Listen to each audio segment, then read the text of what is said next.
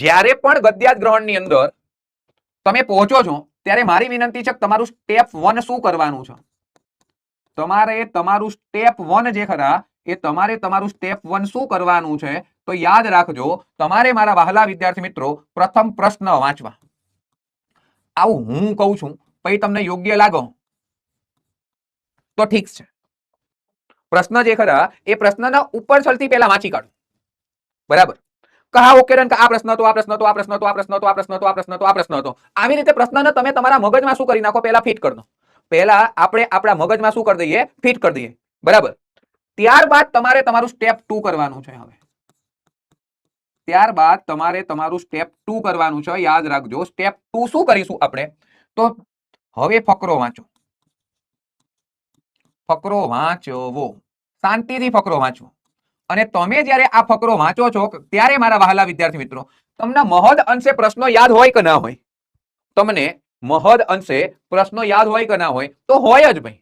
આપણને મહદ અંશે કે આવો પ્રશ્ન પૂછાયો હતો, આવો પ્રશ્ન પૂછાયો હતો, આવો પ્રશ્ન પૂછાયો હતો, તો આપણને કાયદેસર મહદ અંશે પ્રશ્નો યાદ હોય અને હોય.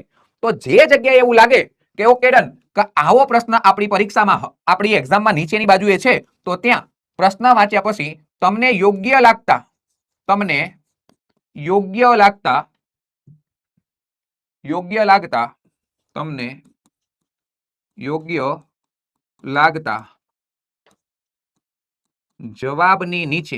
જવાબની નીચે રેખા દોરતા જાઓ.